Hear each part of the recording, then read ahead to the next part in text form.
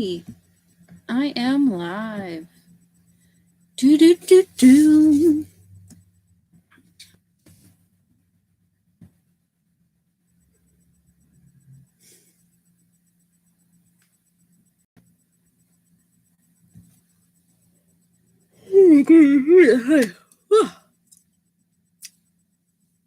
Falling asleep. Falling asleep. Falling asleep. Oh my goodness.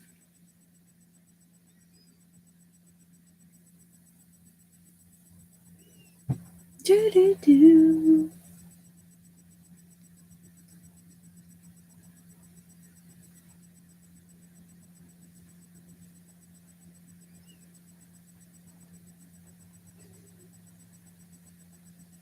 Do do do.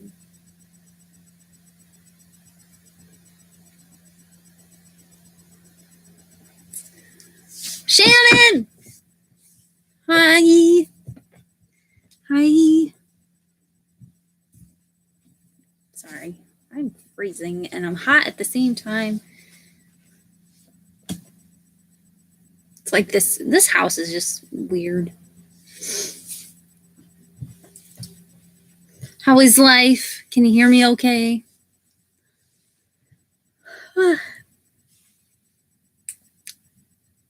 Feels weird to see daylight during a live chat.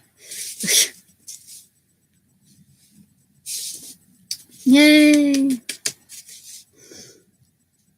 I got caffeine. This is like my 1,000th video thing today. I had so many things today. It's just, it's a lot in one day. It always happens like that. It's always just one day of everything. Hi, Kelly. Hey. Yeah, I had work today. I got vaccinated. Oh, you can't even see the Band-Aid. It blends in with the skin. But it's my second dose today. I'm fully vaccinated now. And then I had a class. I worked till 1:45. Then I had a class at 2 to 3. And then I had an interview with this person on campus who's doing like an investigation into my one professor because he's a twat waffle. And then I had initiation into Sigma Tau Delta, which is the English Honor Society that I'm a part of on campus. And now I'm here. It's just been a lot today. So many things.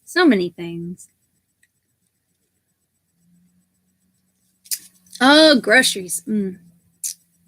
I saw your feast, your after groceries feast. I do that same thing. Whenever I like actually buy groceries instead of just running in and grabbing like 2 things. But when I do a big shopping of groceries, I do that. I have like I can't decide what I want to eat after the grocery store, so I end up eating like just a feast. I've never read Oedipus the King. Live reading of it. That sounds delightful. Delightful. Thank you. I am very happy to be vaccinated. It makes me want to cry. It also makes me really tired, but I think I'm tired because of everything that I did today. But yeah, this second dose hurt a lot more. And I already have a feeling like that I'm going to be like way more stiff tomorrow. So I took off the next day. Like I made the schedule. I make the schedule. So I took off the day after my shot because I knew that just in case I have any reactions, I wanted to not have to go to work. So, but yeah, it's really sore, but I have a feeling it's going to be awful tomorrow. Jeffrey Wright. How do I know that name? Jeffrey, is that who I think it is? Here comes the trusty Google. Is that the guy from Westworld? It is! I thought it was him. That's the guy from Westworld. Oh, I love him. I'm jealous. That sounds delightful. Bill Murray. That sounds like a delightful cast. Sounds delightful. That sounds absolutely enjoyable. I just bought tickets to Rupi Kaur's live stream thing. But yeah, I just bought tickets today. I was trying to win tickets, but it wasn't happening, so I finally just gave in and just bought tickets. They were only $15, so I'm really excited to see that, though. I love that there's all these like events now, and even though we're away from each other, we can still like do things together. But yeah, at the end of May, and it's free. You'll have to send me the details because that sounds delightful. And I'll be done with school by then, hopefully. So not done, but done for the semester. But yeah. Yeah, he's in Westworld. He plays, I think he plays like, I don't want to say like my favorite character, but I don't know. He does a fantastic job in Westworld. I think everyone does, but he's phenomenal in Westworld. Yeah. That's what I know him from. I'm sure I've seen him in other things, but and what's his face is also I think he's only in the first season. I can't remember. Maybe he's in the second season too. I can't remember. But what's his face? He just won an Oscar, but I can't think of the name. He's also in Westworld. Maybe he's in season 3 too. I don't know. It's been a while since I've watched all the seasons, but it's a good. Westworld's a fantastic show. Fantastic, extremely underrated masterpiece of a show, and the music. The best thing that has come out of Westworld, and Westworld's great, but like the music in Westworld is phenomenal. Like I'm gonna mess up his name. Jawali. It's Ramen. I don't want to mess it up. I'll probably pronounce it wrong, but he is phenomenal. He is a phenomenal composer. Absolutely stunning. Love him so much. Anyway, it's the same one. I've talked about him before. I think he's the same one who does the music on Game of Thrones. Same guy. And he's phenomenal. Oh, he did Slumdog Millionaire too. I didn't know that. He is phenomenal composer. He's doing all the music, I think, for like he's already been contracted. I think I read an article, unless it was a dream I had. Who knows these days? But he's supposed to do the music for the new Game of Thrones spin-off shows, which it wouldn't be the same if he didn't. Like if they picked a different composer, you'd be able to tell, I feel like. But his style in Westworld is so different from Game of Thrones, but still so beautiful. And a lot of times he'll like take modern tracks and turn them into symphony based. Like my favorite is Wicked Saints. Or not Wicked Saints. Wicked Saints, that's a book. What the hell? Wicked Games, that's a book by a not so good person. I just said it. Oh my God. Wicked Games by The Weeknd. He did a cover of his song, and it is moving. It is stunning. No offense to The Weeknd, but it's even more beautiful than The Weeknd's version. Yes, Black Hole Sun is beautiful. I'm trying to think of other ones he did that he composed. He did a Nirvana song. I just can't remember which one, but Chris Isaac. No. Wicked Games it was by The Weeknd. And his cover of it is just stunning. It's Painted Black. He does a cover of Painted Black. It's just beautiful. Anyway, it's beautiful. I like The Weeknd. I like him. He has some pretty good songs. I'm not a huge fan or anything, but I really like his voice. He has a very pretty voice. And I don't think he gets enough credit where credit is due. Like, he wasn't even nominated for anything at the was it the Grammys that he protested going to? And he wasn't even nominated for anything. And he had a bunch of hits that were like big hits of the year. And he wasn't even nominated. And he played at the Super Bowl, which Josh was like, that really doesn't mean anything. But I'm like, if an artist is picked to play at the biggest event, arguably the biggest sporting event in the country, you think he would be at least nominated for something at the Grammys. But what do I know? So I don't blame him for boycotting the Grammys. But anyway. I don't know. I really like his he did a song that came out after he broke up with after him and Selena Gomez broke up. And not that I kept too much dibs. My dad is obsessed with Selena Gomez. I don't know what it is, but that's how I like kept tabs on that relationship, because he was like, did you hear The Weeknd and her broke up? I'm like, Dad, you still don't have a chance. Sorry.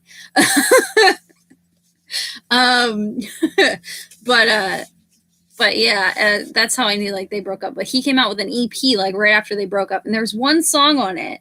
I can't remember what it is, but it is just, it's really beautiful. That EP is very underrated. But again, anyway, sorry, I went on a Weeknd tangent. I listened to it like only once when it came out though, so I don't know if it still holds. But anyway, yes, I'm already tangenting. Sorry, it happens. Oh my goodness. I had to read a poem for my initiation today into Sigma Tau Delta. Look, I got my little Sigma Tau Delta pin, my little charter pin. I don't know. It's like a sorority or a fraternity, but it's not, because it's the honor society. It's weird, but it looks good on a resume, so fuck it. I had to just pick a piece, whether a short story or an excerpt or a poem that summed up something about me, or I don't know. And I and I told my dad that I was doing this, and he's like, well, I text my dad, and let's see if I can find it, because my dad's hilarious. We have very good banter. And he's brutal, just like me, which is delightful. I said to him, I said, I have to pick a poem to read for my initiation into Sigma Tau Delta English Honor Society. And I put ... And I said, bet you can't guess what poem I'm going to recite from memory. And then a whole bunch of laughing faces. And he said, no, because he knew instantly what I was going to talk about. And then I started reciting the poem in text, and he's like, just no. So I'll recite it for you if you would like. So it's a Shel Silverstein poem from memory. It's a Shel Silverstein poem, and it's called Crowded Tub, and it has been stuck in my brain since I could like read. It's called, this is how it goes. It's called Crowded Tub. It's on page like 84,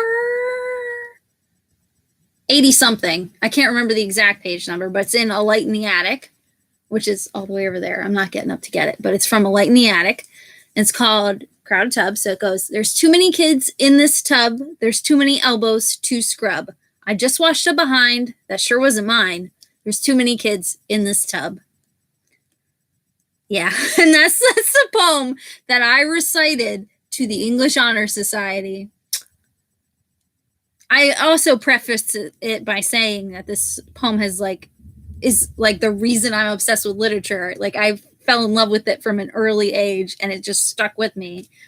But yep, that's what I recited to the English Honor Society. Everybody else is reciting like these beautiful poems about like overcoming things and seeing your full potential. There was a bunch of feminist poetry and people just being eloquent and reciting all these beautiful poems. And here I am talking about butts. it got some laughs, so you know what? Just go with it.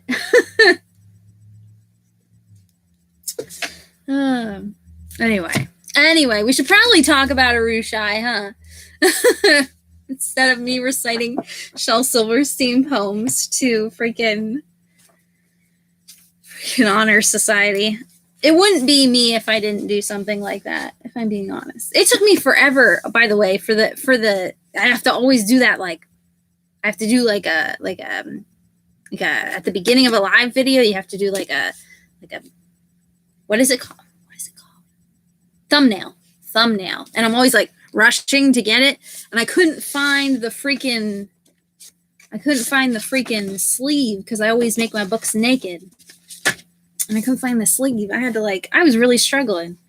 This poor thing has been abused by my cats because I made the mistake of reading it in the tub the first time I read it, and they ran like right across it after getting in the tub because they're weird cats and they like water. But so abused. I have the hardcover of the first one and the newest one. Speaking of which, I thought the whole series was done. It's not done. She's working on a 5th book. And I think the 5th book is the final book. I saw it on her Instagram. And I'm like, no. That's why we picked this series. Because we're like, yay, they're going to soon, we'll be able to read it all. I'm like, no. But we'll get to that bridge when we get there. We got months until we get to there. Assuming you guys like this, but still. No. I love the sound of see the hardcovers from the library don't bother me with their covers on because they got that plastic over it, but that is one of my favorite sounds in the world is like the crinkle you get from like that plastic when you're like cracking open that's like ASMR for me, and I hate ASMR, but that just takes me right back to like my childhood, like that little you're reading and it does that little crinkle noise. It's one of my favorite sounds.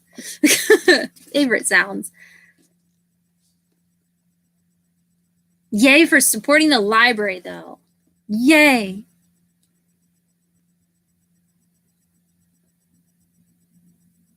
I know. Yeah, well, I don't know if like I thought that it was the last book. I thought it was the last book because I'm like, okay, we're at the end. Like, I swear to God, I saw her say something about it being the last book. Unless I saw something about her talking about writing the 5th book. Or maybe it was only supposed to be 4 books, and then they're like, wait, we want one more. I don't know what happened with that, but I could have swore that it was only 4 books. Like,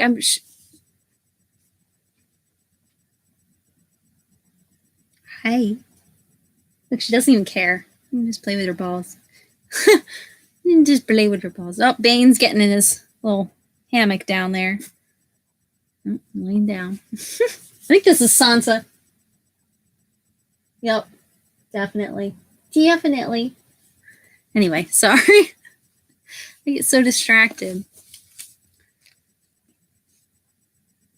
Mine tends to do some magic tape situation. The covers they're staying put. Me for happy crinkling sounds. I love that sound. It's so great. I had it down. Yeah, 4-book series. That's what I thought too. The library isn't actually open, so I had to make an appointment. Aw. Oh. Well, at least you still get to support your library. At least they're still doing that. I think my library lets you go in, but you have to ring a bell first. At least that was how it was last time I went. I haven't gone since like the pandemic because I've been trying. I went like once or twice during the pandemic, but I've been trying to avoid going out. Now, well, I don't really have time.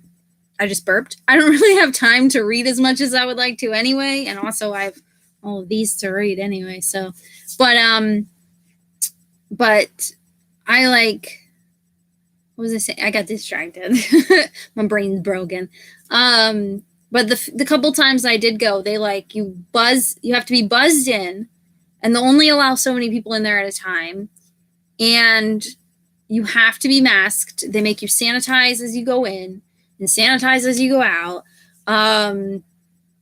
I think you're supposed to distance while you're in there and try to keep your hands try to not touch things as much as possible.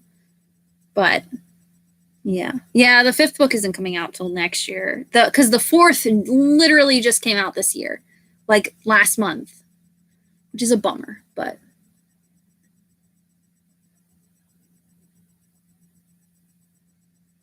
yeah, there's very little info on it. She's literally writing it. I saw it on her Instagram, and I'm like, woman.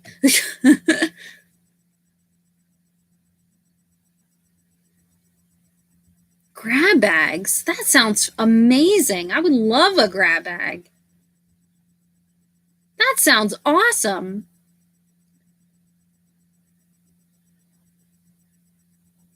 My school library did a really cool thing.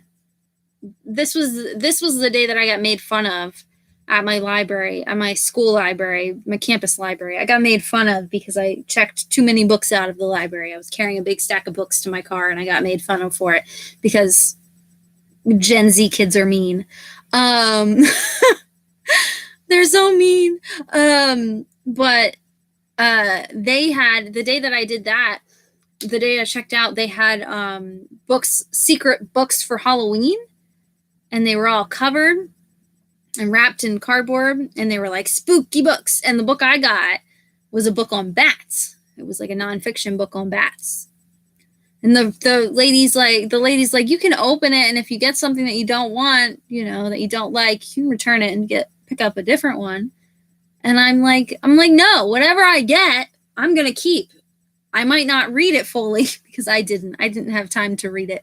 I was really bummed, actually, because I really wanted to read this book on bats. It looked very interesting, but I did check it out, though, so I did my best.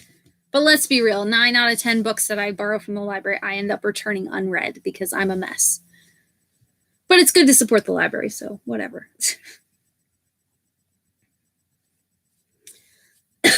Yeah. I think all over Canada has gotten pretty bad from what I've heard.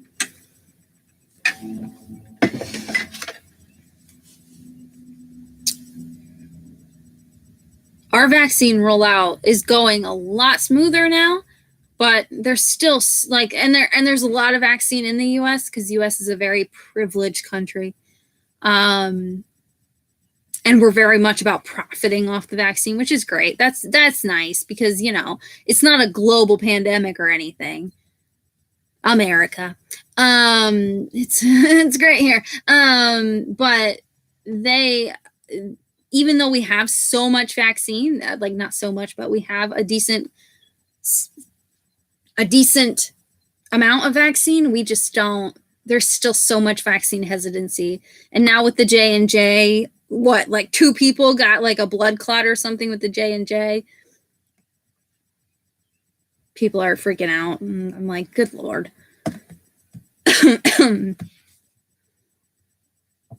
That cough was unrelated.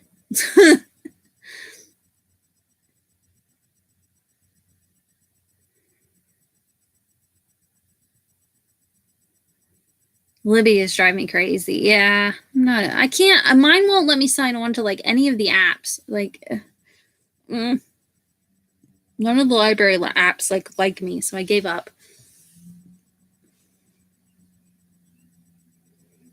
Up to 4 months. That's not good. Ugh. I know. See, that's like the thing that's really annoying to me is we have plenty here. A vaccine, like Biden has done. I'm really grateful for him. He has done a phenomenal job with making sure that the vaccine is out and to every American, whatever. But we also need to take into account the rest of the world because this is a global pandemic, and if the virus is anywhere, it's not going to go away. It's just going to turn into a new variant and get us anyway. But But there's still, it pisses me off because of the hesitancy that there is. Like when people are hesitant about it or spout nonsense, and I know that there are people that want it, like me. Like it took me forever to get not forever, but it took me a struggle. I was not first on the list to get my vaccine, which is dumb because I work with the public. So, but hopefully you get yours soon. People are just, I know I don't get vaccine hesitancy really either.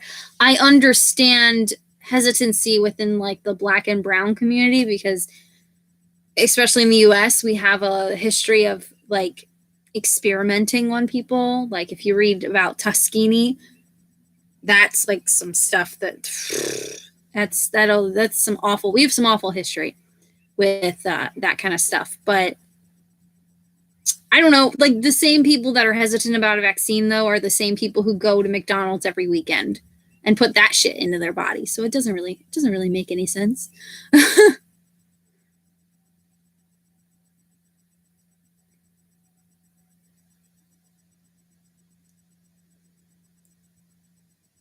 Oh. Yeah. Yeah. There's so many countries that just do not have access to vaccines. I don't know if you guys can hear, but there's a obnoxious bird out there. I wonder what kind of bird I want to see him. Ignore my short shorts. I can't see him. He must be like right on this roof. He must be like right on that roof. Anyway, sorry. Now we're talking about vaccine. I haven't even talked about the book yet. I'm so tangenty. Yeah, exactly.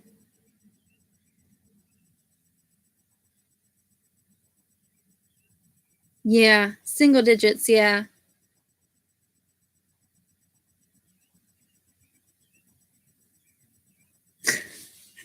We almost got to the book and then tangents. I know, we were talking about where like we got the book and then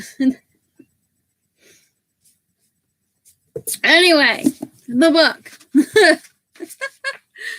The book.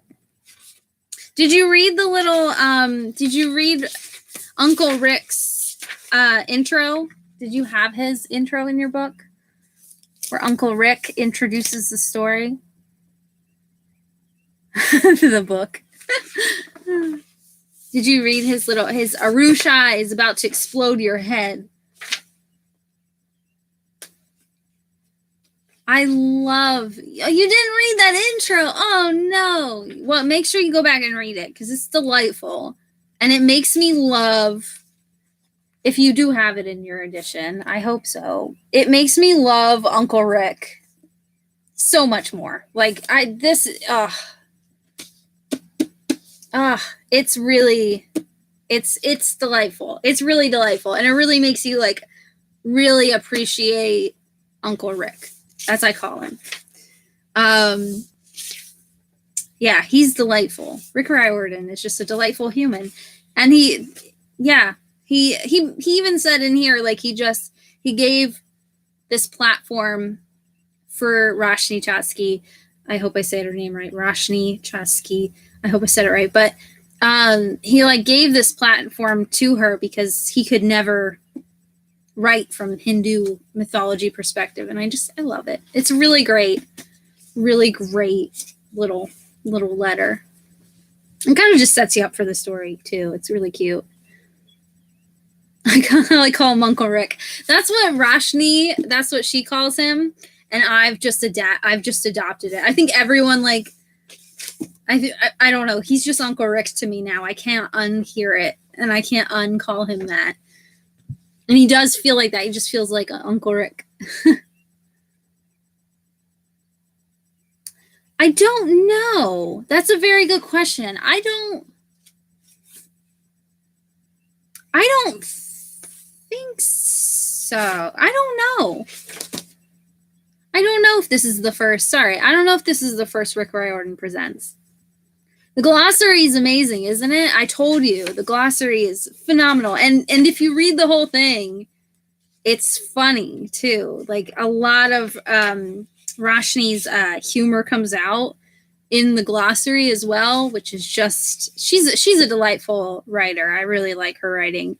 And I've read multiple things by her, but she's like this is like a delight. Like this is just delightful. Rushai is great. Gilded Wolves is just sexy. It's a very sexy book. I don't know how else to describe it because it's got every single character in Gilded Wolves is hot. I don't get it. Every single character. It is like my brain breaks when reading broke when reading that book. But she's, yeah. I wrote down the same thing because I took very few notes, but I did take some notes. But yeah, airborne virus, right? Oh my gosh, she was talking about like when the news reporters were talking about how the world was freezing and they're like, this airborne virus is taking over. I'm like, I wrote in my notes here, I wrote, too soon. Is Roshni an oracle? Trivia type questions. Yeah, I'm not sure. It might be Tristan. I know Tristan Strong. I don't know when Tristan Strong was out, like when that one was, because that's a Rick Riordan Presents, but I don't remember when that came out, when those books came out. But that's also one of his imprint books. I've heard great things about Tristan Strong, but I haven't read any yet. Gilded Wolves bumps up the TBR. Those books, I haven't read the sequel yet because I'm not ready. It's going to be like a treat after school is done, I think. I kind of want to reread Gilded Wolves, but I don't know if I will. I kind of want to, but it's heisty. And if you like bands of characters, and if you like hot characters, I do. I know I do. Okay, I do. I have sequel hesitancy. It's why I don't read anything except unless you're like holding my hand. But yeah. Yeah, Tristan Strong looks so good. I've heard nothing but good things. It's on the TBR, but not physically yet. I don't own it physically yet. This whole side of my body is going to be so screwed up tomorrow. I slept weird, so my neck doesn't turn right. And then my arm's sore already from my vaccine. So I'm like, I'm not going to sleep very well. City of Bones. Weren't we just talking about Cassandra Clare? Enjoy. No thanks. I read the first 3 books. I think I've said this already. I've read the first 3 books. I don't think I'll be continuing, but they're worth a shot. I've lost interest. There's many more way more exciting things on my TBR that are exciting to me. I'm not bashing what anyone likes, but exciting to me than them. Oh, it was the first book. Aw, it's a baby. It started so much because there's like that one. There's the other. There's one underneath my chair because I had it on a stack, and then the cats. I don't know if you know this, but I have 5 asshole cats in this house. But yeah, there's also that Gabby that we were talking about before, that Gabby, Sal and Gabby Break the Universe. That one's a Rick Riordan Presents as well. From an Own Voices, Cuban. I think the author's Cuban. Yes. It's all dusty because the cat's knocked it over. Ooh, sorry. But yes. See, some people like City of Bones. Like City of Bones. I thought it was all right. They're really easy to read. I'll give her that. They're really easy to breeze through, at least. And I like the world is very interesting, but I hate Clary, and I hope she gets hit by a bus. I don't like her. She's just really annoying. Really annoying. Really annoying. And I don't like tropes that are in, I won't spoil anything, but I don't like tropes that are in the main plot thing in the first 3 books are just not my cup of tea. But they are really easy. They're really easy to read. That's one thing at least. But I think it was just, it came out, I think those books just came out like after my time, I think. Before my time? No, after. I don't know what I'm trying to say. But anyway. Anyway, I did it again. I keep tangenting. What was I going to say? The references. See, I took some notes. There's very few little, there's some doodles. The references within this book are like, this book, man, I'm telling you, this is what solidified Roshni as like one of my favorite authors of all time. Someone is texting me. Leave me alone. Oh, it's not a text. It's in Instagrams. I was harassing a troll on Instagram.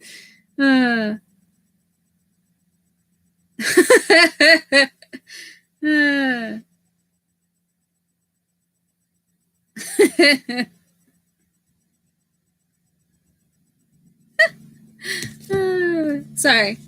I was harassing someone on Instagram. I love harassing trolls on Instagram, and I love getting them all riled up and pissed off so that way they're not like bugging other people. And it's like my favorite thing. It's my favorite thing to do. Sorry. And I had 15 minutes today of downtime, and that's what I did with them. Instead of reading, I just harassed some people on Instagram who were busy harassing other people. So I distracted them, and they didn't even know what happened. I get them off on some tangent. Anyway, sorry.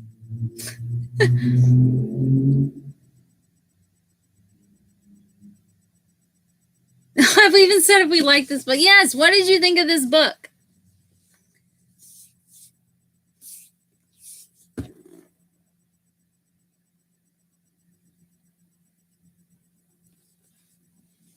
Aladdin. It's a superpower. Is he distracting the trolls?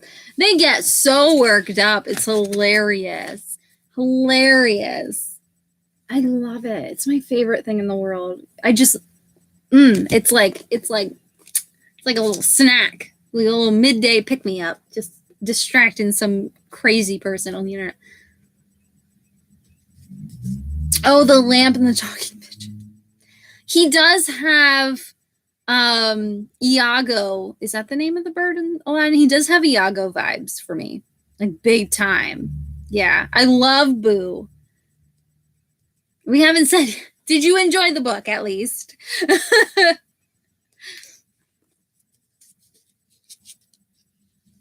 Oh, the lying. Yeah, and the take on that. Yeah. Like Hamlet. No, I mean like that's Iago. Yes, from Hamlet. I think that's what they named, why they named the bird in Aladdin. They named him Iago. But I think he named him after the character in Hamlet. I think that's why they named him that. That might just be a random trivia fact that is not true. Don't hold me to that, but still. Oh, yeah. Boo got taken by the sleeper. Yeah. Yeah. I remember the first time I read it, I think I was like, wait a minute, where did he go? But yeah. When they met, I think it was the night bazaar when he got it, when he got him.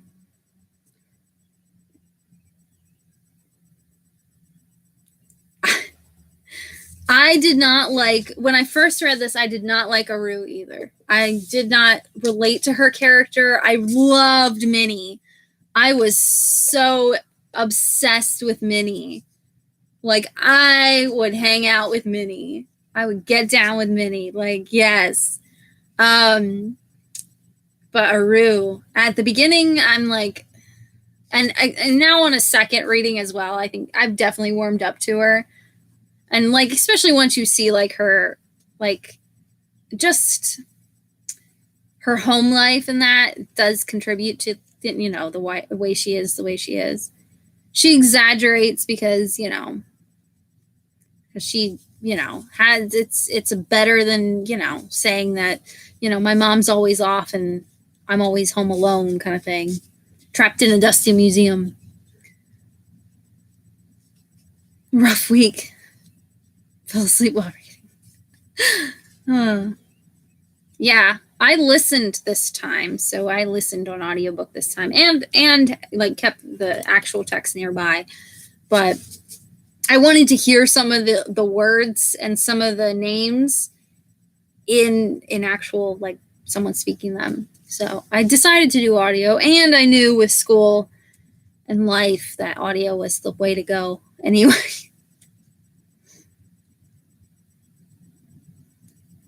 I feel like I just like the side characters from the books we read. What did we read? I forgot already what we freaking read last time. What? Oh, we read Maya, right? We read Maya? Was that the last book we read? Oh my God, I'm all over the place. Maya, yes, I thought so. I already forgot. I feel like if you like Maya, then you'll like Aru Shah. Like the books are, I feel like the books are very much in the same like vein, and I feel like Maya could be a Rick Riordan Presents, and I'm surprised that it's not. I'm like extremely surprised that it's not, because it definitely feels like it could be a Rick Riordan Presents book, like easily, like it could fit right in with his imprint, and I'm really surprised it's not. And it kind of bums me out that it's not, because it would just fit along with this beautiful family. It's not. No, we went over this. I think we went over this last time, how we didn't believe that it was. It's not. It looks like it, and it has very similar themes and characters and events, you know, the same like plot line, kind of, not the same exact things that happen, but like it really feels like a Rick Riordan with the mythology and the history and the guess I was, oh wait, sorry, I got behind. Minnie was hilarious. I loved her planning nature. Shocker. Aru wanted to press the kids from school who were total jerks. I think she just doesn't have any friends, you know? And I think she just wanted to impress them because I think she has a very limited attention in her life.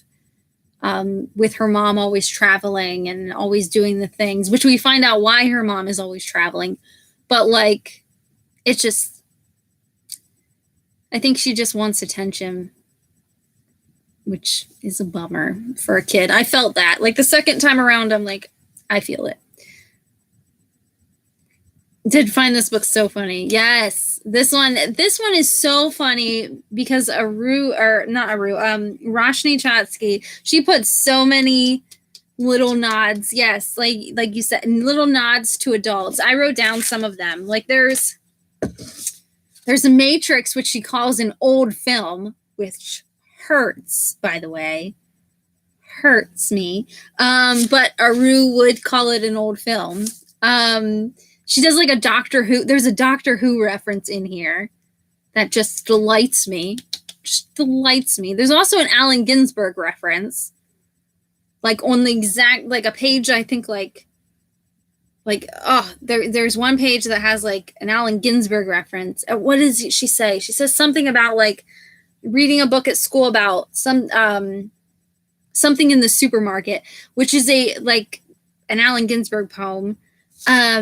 And a very inappropriate poem for her, someone her age to be reading, but okay. But yeah, so many great references. I love it. Maya is a different publisher. Yeah. Which is great in a way. Yes. I love that there's more variety and spreading out. It's usually characters who move a lot. Yeah.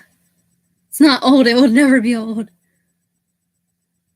The narwhal. I missed the narwhal one, I think. On the second time. I read it twice. Yeah, the Allen Ginsberg. I can't remember what page it's. I'm never going to be able to find it. But she says something about like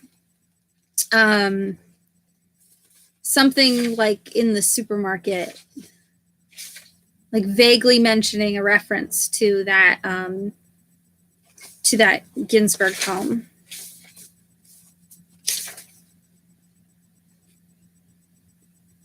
I don't know.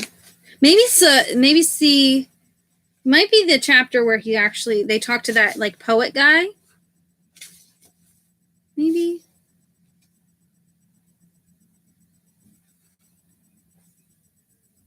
Yes, it is. It is right here. It says the only way she could have helped. Yeah, it's on page. Well, I have the hardcover, so I don't know what it is on the paperback, but 106 on the hardcover. Chapter 13. Chapter 13. Big surprise. And it says the only way she could have helped was if I don't remember his name. I'm not going to murder that name. If he liked beatnik poetry. They just studied that unit in English class, so Aru could snap her fingers in rhythm and start shouting about neon fruit supermarkets. But she didn't think that would be helpful here. Yeah, there's a Ginsberg reference right there. The Ginsberg reference. I think what's the name of that poem? Supermarket. Neon fruit supermarket. I can't remember. I'm just gonna Google supermarket. Allen Ginsberg, which is not a very good poem that kids should be reading. Supermarket in California. That's the poem.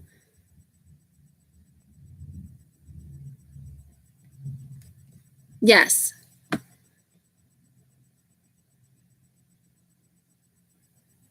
guess there's nothing like super vulgar in it, I don't think, but it's a good beatnik poetry.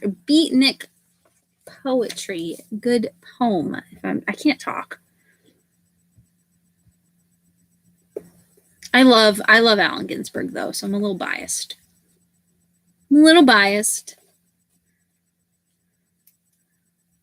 I didn't learn about like I did not learn about the beatnik generation until on my own. I think I read How because of the Rory Gilmore challenge. So I read How and I fell in love with Allen Ginsberg. Like, I love Allen Ginsberg. I could throw down with some of his poetry.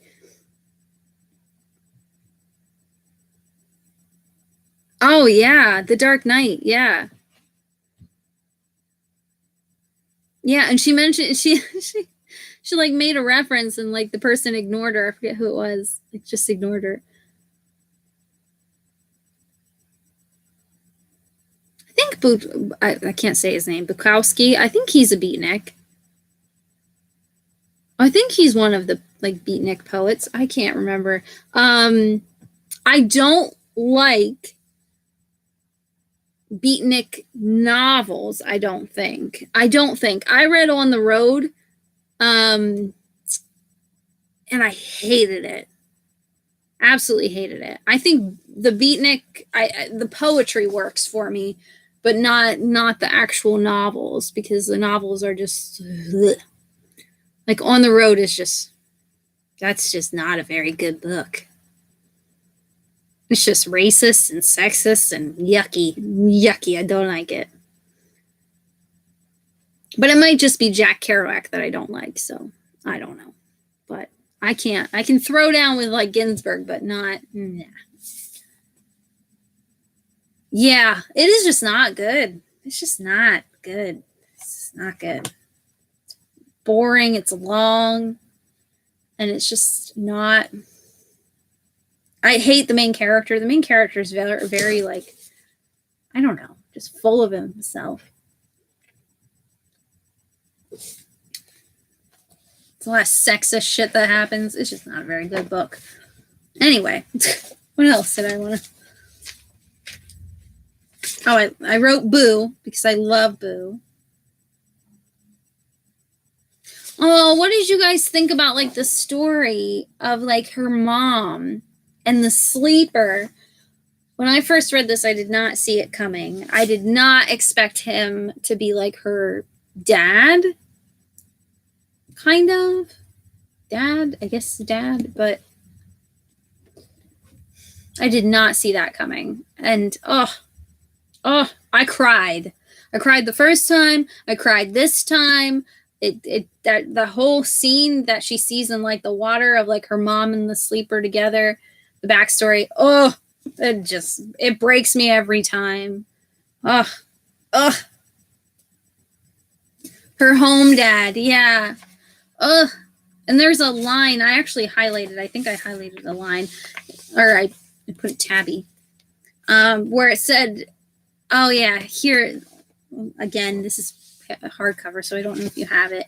It's on chapter 39, and she says that her mom had lived with only half of her heart for 11 years, and only because she loved Aru that much."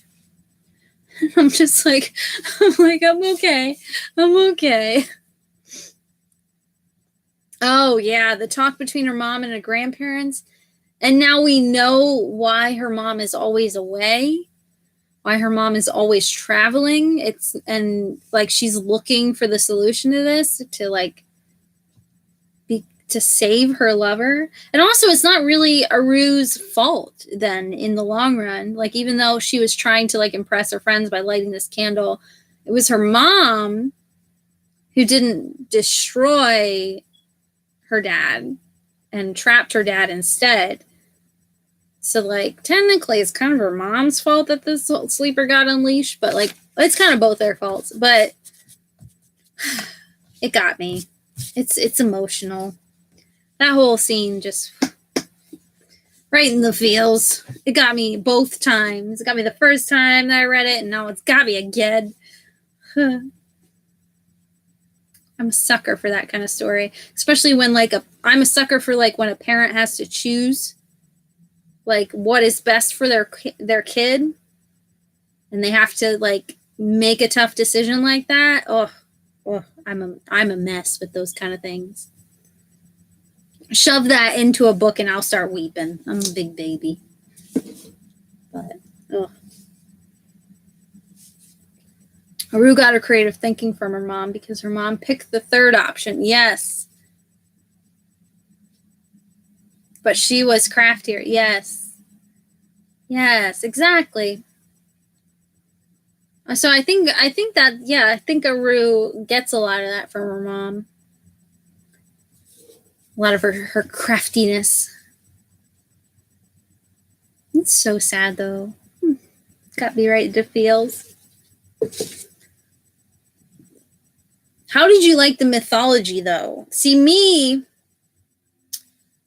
the second time around, I got a lot more, I feel like, because like I actually have like focused a bit more, but like, and I've read the glossary. I read the glossary already, so that helped. But I was like, throughout the book, I would like Google sometimes. I would Google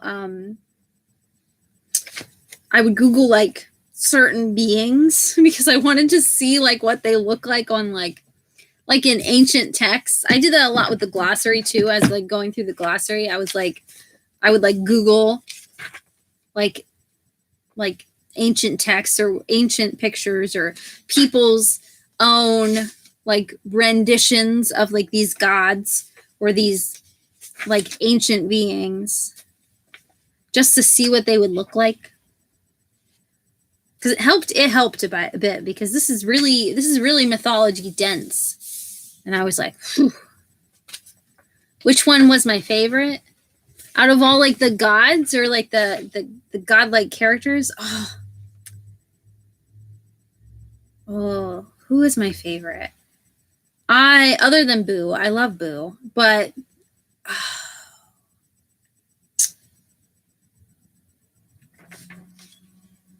I think my favorite was the one. My favorite. I can't think of his name. The one that is in when they're traveling through like death, when they're traveling through like the dead area. What am I trying to say? The kingdom of death, like when they're traveling through there. And they meet what's his face? I forgot his name, but that guy there. I forgot his name, but he like changes his shirt to like I'm a feminist or something. Oh my goodness. He was delightful. Okay, I think I'm almost there. Hold on, I gotta find him. Where is he?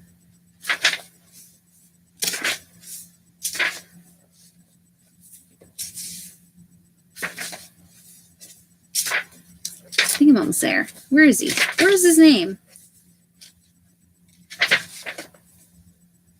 Okay, here we are at the hall. Oh, Chitragupta?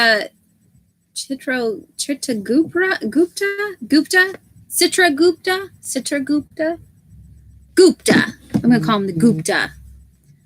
I loved that one. Him. He was so freaking cute. He like changes his like clothes. Oh my goodness. He's so like supportive. Uncle Gupta.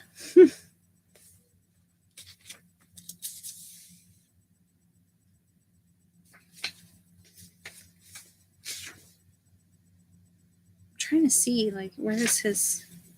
Yes, he changed his shirt to say this is what a feminist look like. Upend the patriarchy, RESPCT, etc.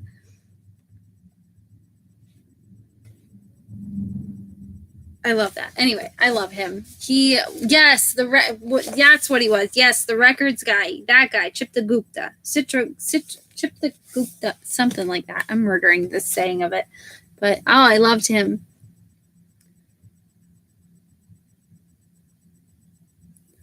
Hard time remembering who's who. Yeah. I think that like was why I struggled with the first book or the first time I read it. I think I struggled because of that. Like the mythology is kind of it takes a bit to get into it.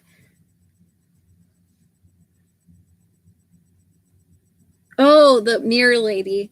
I remember the mirror lady. Oh, the hairdresser. Yes, she was with the sprig of youth in her head. Yeah.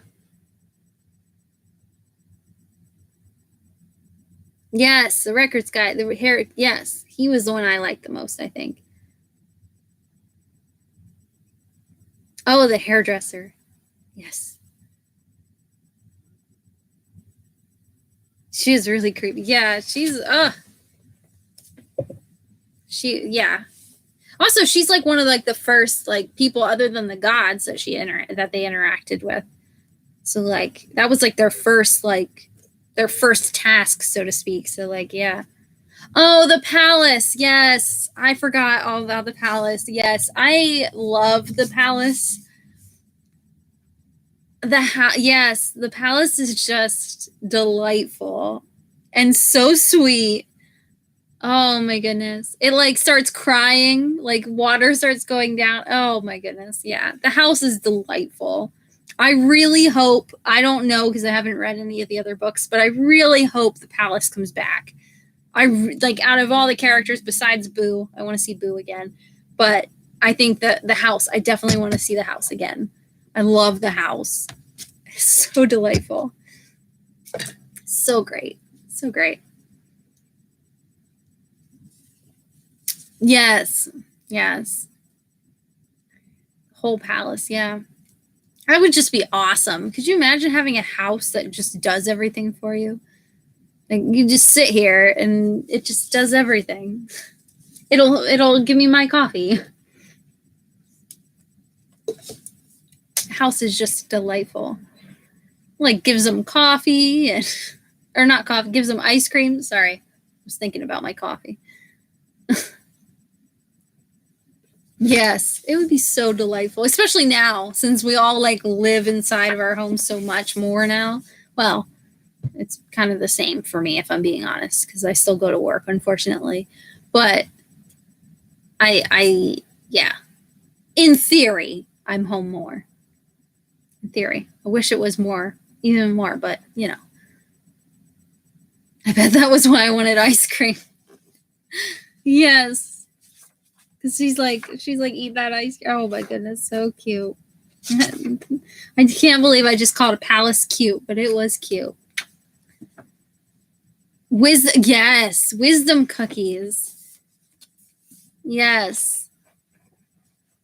I would love to like pop wisdom cookies and then those like what was the one thing that the seasons I think gave Aru.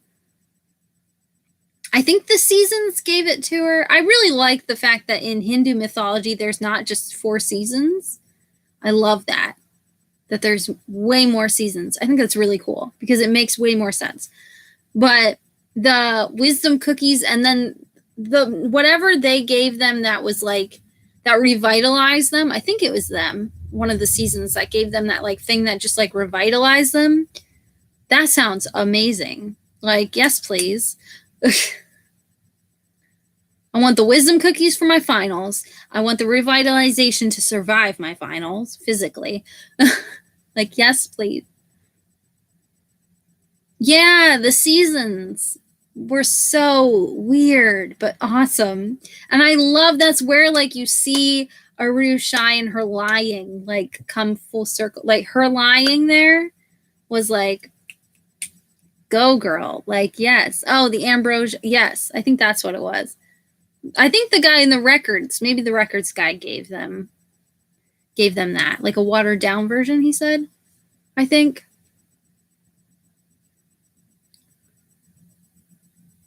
I admit I had just read the first 2 Percy Jackson, so I'm trying not to overlap.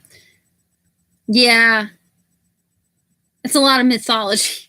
It's a lot of mythology. Did you know what Dane meant? I thought Dane meant giving something. Like ordain means to like to give a title, right? I thought Dane meant to like give something.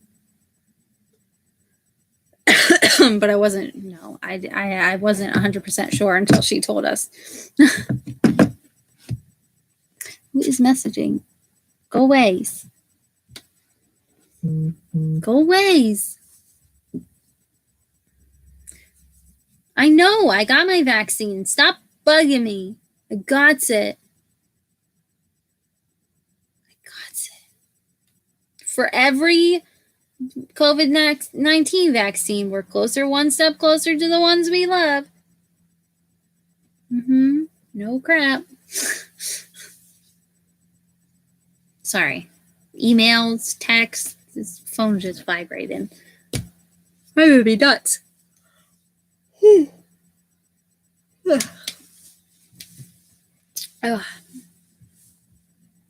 Oh, I did not understand nose goes. Yeah, the first time she said it, I'm like, what the hell did she say?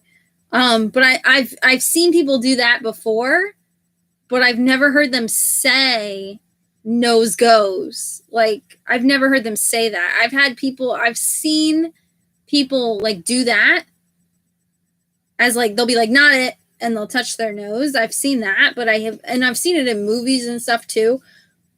But I've never heard anyone say nose goes. Like I've never heard that before.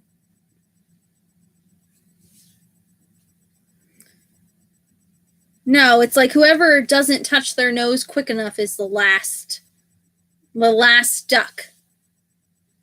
Like whoever gets to their nose last is the one that has to go.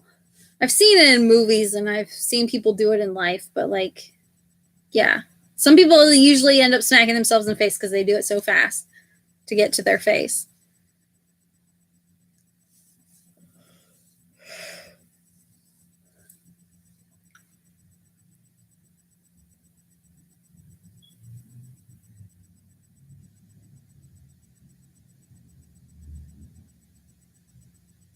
No, it's not. I think it's whoever, like, she's just saying nose goes.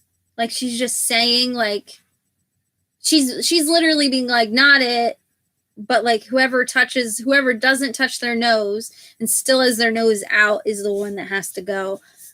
Like, if Minnie said nose goes first, like, I think it's more of like a challenge. It's more of like, yeah, like, not it, and nose goes. Like, I think they're just interchangeable. It might be something that has to, maybe it's culturally something too that I just don't know, but I've never heard of nose goes, but I've seen the touching of the nose thing. Yes, like shotgun. Yes. Yes. Yeah, I think it's like that. Fair. Yes. Yeah, it's kind of like saying shotgun. Yep. But like when she says nose goes, she's like starting the thing for the nose goes. Like, not it, and then whoever doesn't touch their nose is the one that has to go. So she's kind of being smart too, because she's the one who, like, she's being smart because she's the one initiating it. So of course she's gonna always touch her nose first because she's the one initiating it. So it's very sneaky of Aru, because Aru's very sneaky, but yeah. It's kind of like screaming shotgun, but not the other person not knowing that you're even going to scream shotgun, that you even care where you sit, kind of thing. Yes. Minnie does it. I think Minnie does it after seeing Aru do it so many times. And I think Minnie anticipates, because Minnie's a smart cookie. I think she anticipates it. And I think that's why she does it then. Yeah. Because I think, like I said, yeah, I think Minnie, like, she's like, finally gets it. She gets on to Aru's shies. She's a smart one.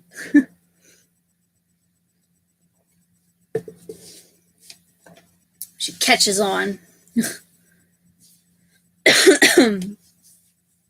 Could also be a kid thing too. Sorry, I'm showing you my guns.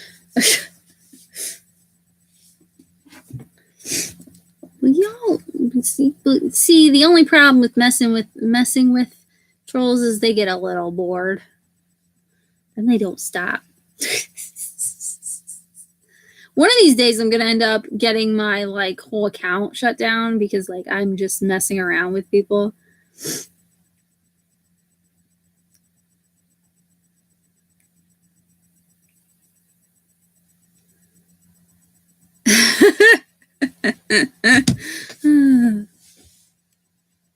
Hilarious. Anyway, sorry.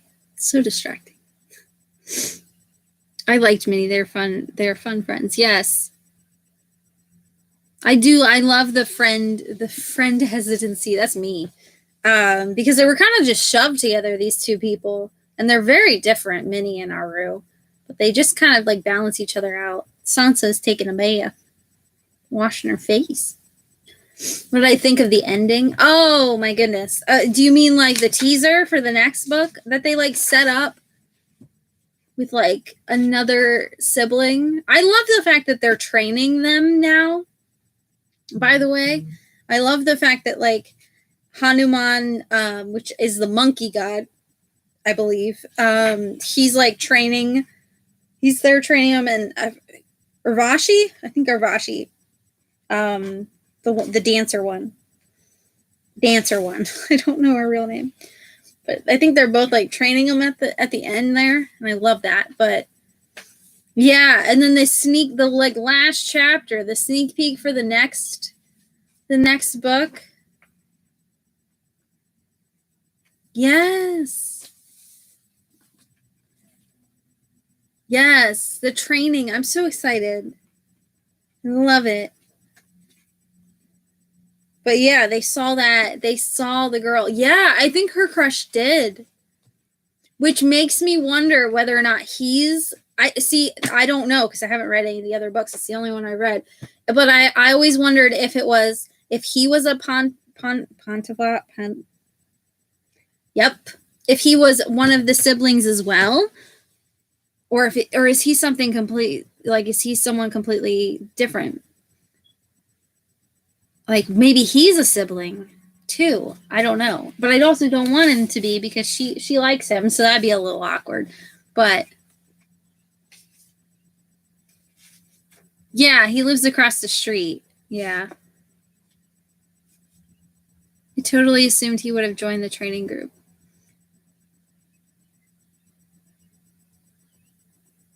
Yeah, I don't know. Maybe he's like a bad guy. Maybe he's a bad guy that doesn't know that he's a bad guy.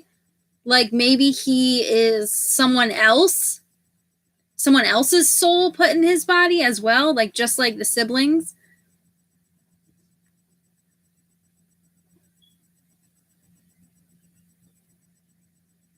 Oh yeah. No, I like I'm pretty sure that's her sibling, or one sibling. Yeah, I don't know if she's good or bad right now either. I don't know. It's so exciting though. But she's like a shapeshifter or whatever, right? It's so crazy. I don't know how many there are of siblings. I thought there was 4 Pantava brothers. Pantava. I'm forgetting the name. Padava. Padava. I even listened to the audiobook and I still can't say it. 1, 2, 3, 4, 5. There's 5, which makes sense, I guess, if there's 5 books. But I mean, we got 2 in this book. I don't know.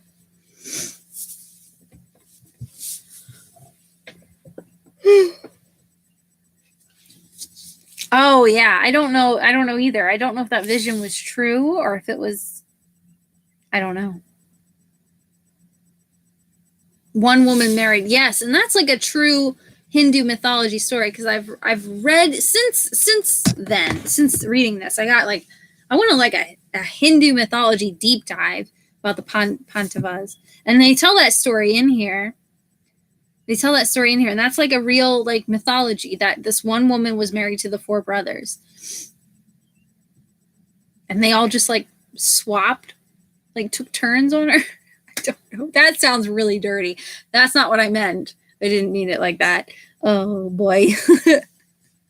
I meant take turns being married to her.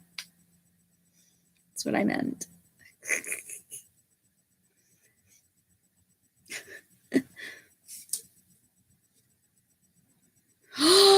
Oh, I just had an epiphany.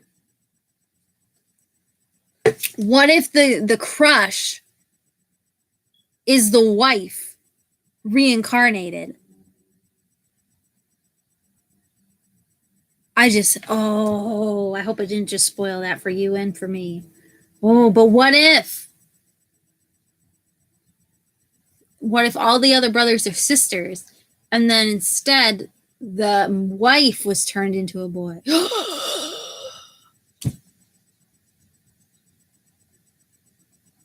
That would be nuts. Gasp. Yeah, if he's the wife, and then the 4 sisters are the brothers, are the husbands. Oh boy.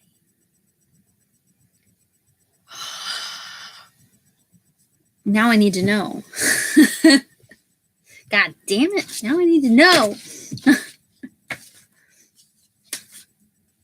Predictions are totally fine. I know, and I'm usually wrong. I'm usually wrong. Well, I forget what book we were reading, and I made a prediction, and I was wrong. I forget what book.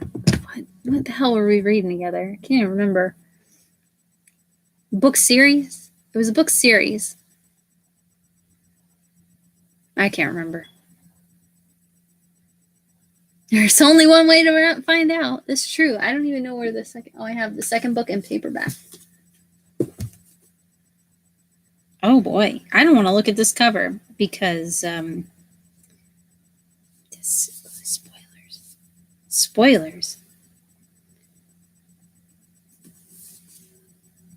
I don't want to look. I love the headers. That's really random, but the headers are really pretty. The design, I like them. Sorry, that's really random. I haven't read the second one at all. I haven't read it at all. Does it come with a glossary as well? Probably. Yes, it does. Nice. Another glossary.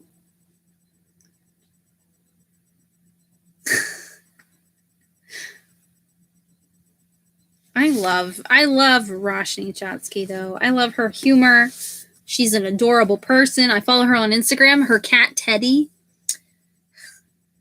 Her cat is delightful. And she'll, narrate what her cat's thinking. And I'm just like, oh. Anyway. The second one on Kindle. It does have a glossary as well. At least this one does. At least the paperback does.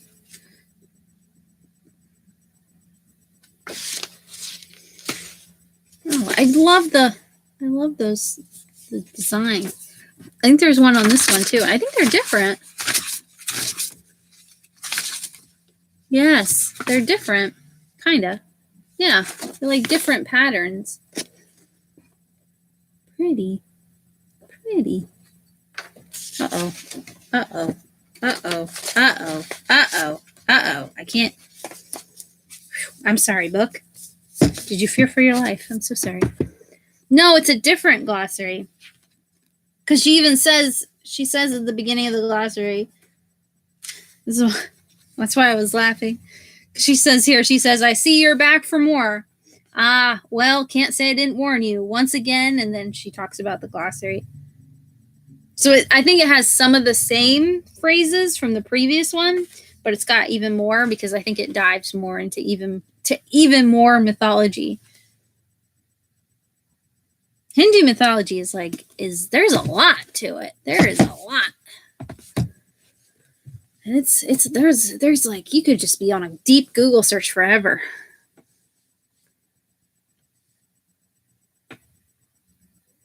There's nothing wrong with that. There's nothing wrong with not hoarding books like me. Look at my life. Do you want to be like this? It looks beautiful, but back there, but there's books all over my floor. All over my floor. I try to stack them, and then the cats just knock them down. And then I try to stack them, and then the cats just knock them down. There's books. All of these I haven't read, with the exception of 3 books here. But yeah. Oh, and this one. I just read this for my Sister Sci-Fi book club. I'm a part of a book club through a Black-owned bookstore called Sister Sci-Fi. Shameless plug for them. This is the bookmarks they always send. And this is their Sister Sci-Fi. They're on all the platforms.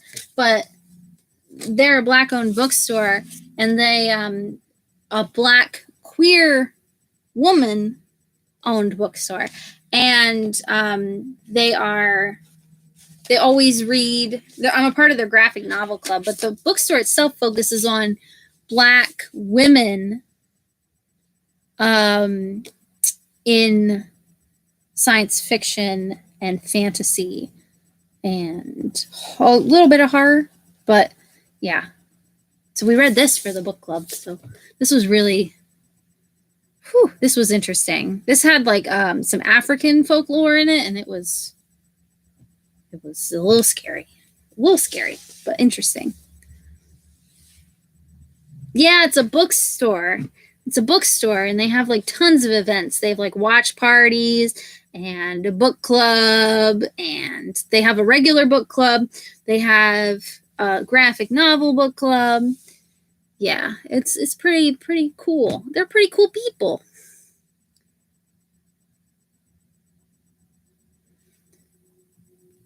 Oh, sorry, I got distracted. This one was quite funny, although I did see the Goodreads review saying they thought the humor was overdone. I don't think it was overdone. I like the humor.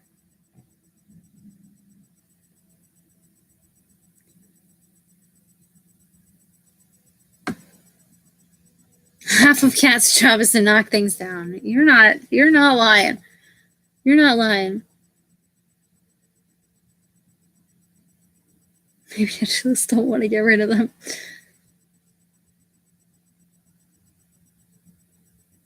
Yeah, it definitely fits right in. You can tell that it's a Rick Riordan Presents series because it has similar humor. But yeah. And we had a chat with John Jennings, who was the guy who adapted this. Like this is based on a short story called On the Road, which is funny.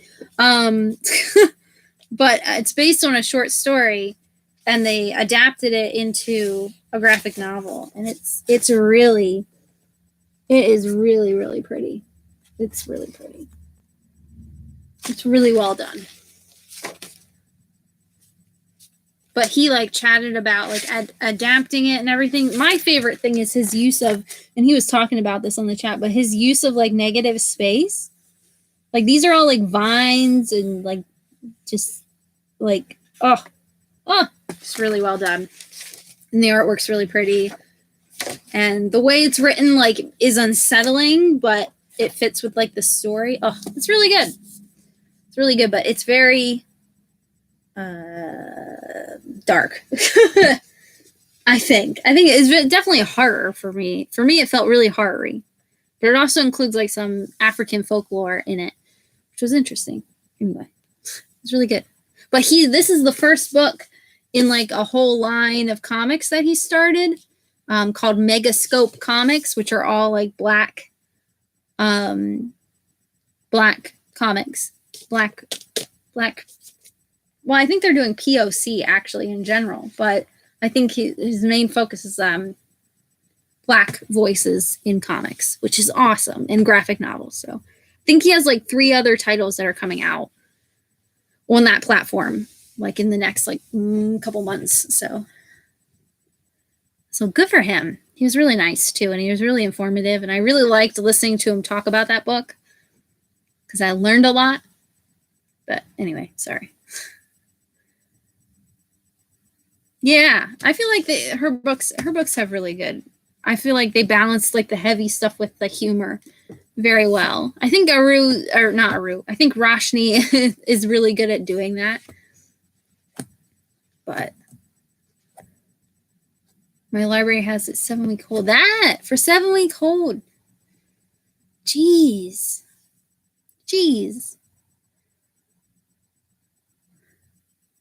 For a graphic novel. That's a long time. It did just come out. It came out this year, I think. It just came out. I think. Yeah, it just came out, so that's not really that surprising. It's just really beautiful. The use of color is really like smart. The use of the negative space is really good. There's like I don't want to spoil too much, but like it's like there's some pages that are just like insane. It's really, really well done graphic novel. I'm really impressed by it. But anyway, sorry.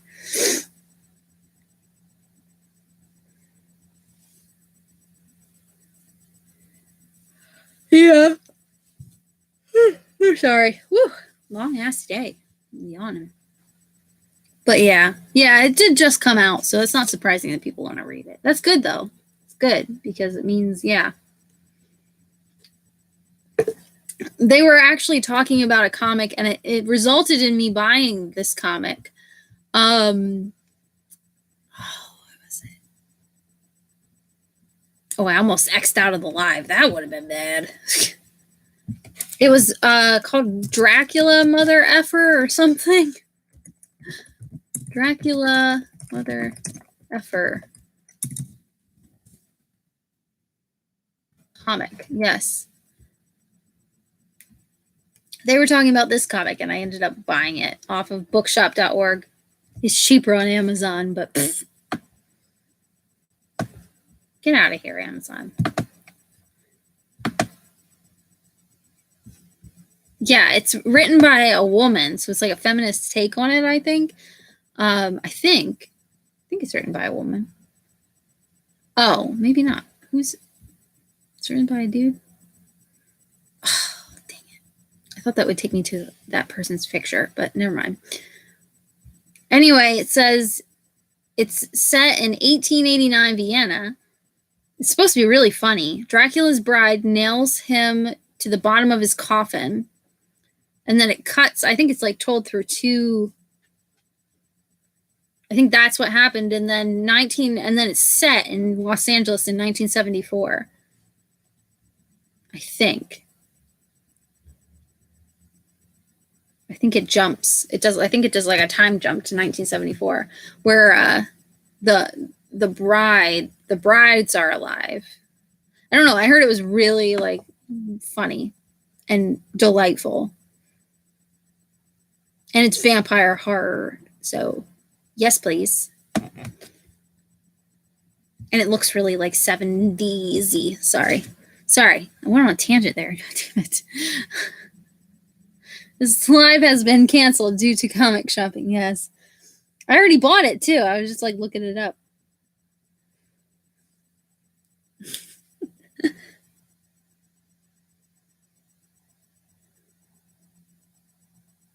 Rue wears Spider-Man pajamas, so she'd be comic shopping. Yes, she would be.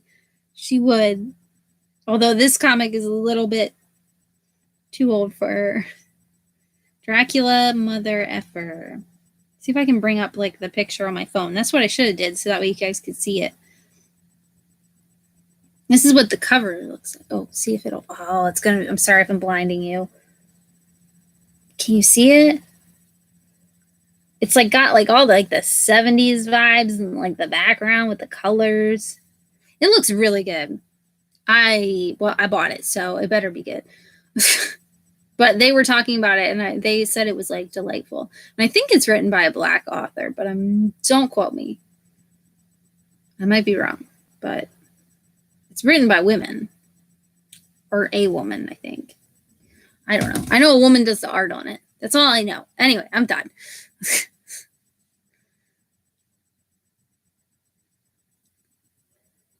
Yeah, her favorite film is Dark Knight, but she wore Spider-Man. Yeah, DC and Marvel. Oh. We need answers, Aru. Whose team are you really on?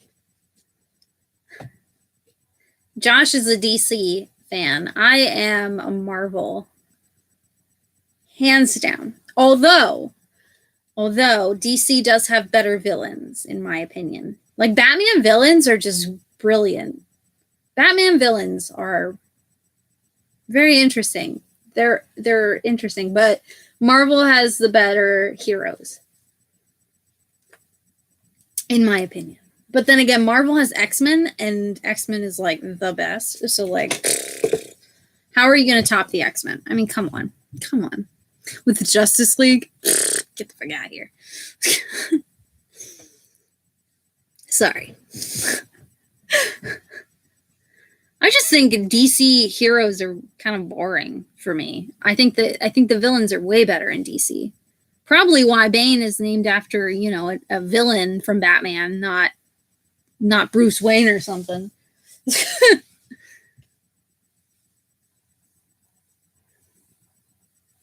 Maybe her mom got it for her. I got you these Dark Knight jammies, Mom.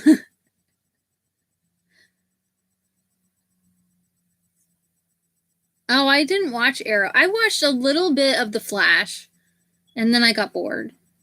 And it got really boring, and then people were telling me that it got really good. They're like, oh, it got good again. And I'm like, well, too late now. I'm already out.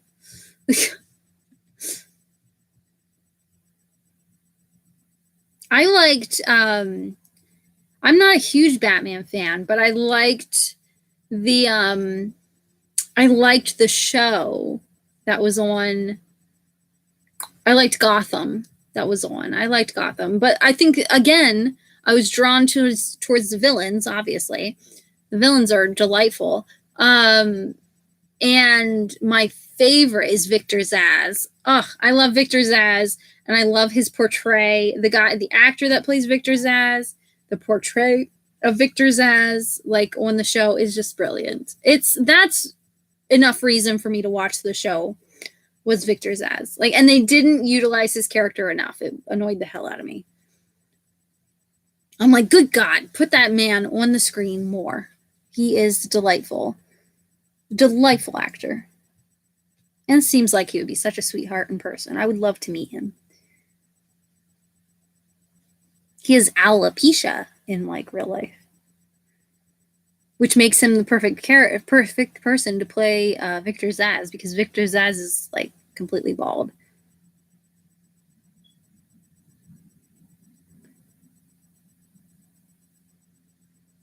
Anyway, I went on a Victor Zsasz tangent there, sorry.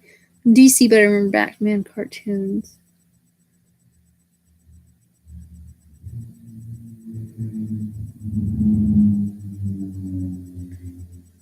So many man hero journey stories that I could see what would happen. Yeah.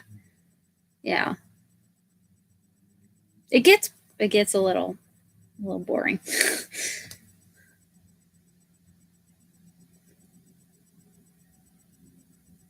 Yeah, maybe.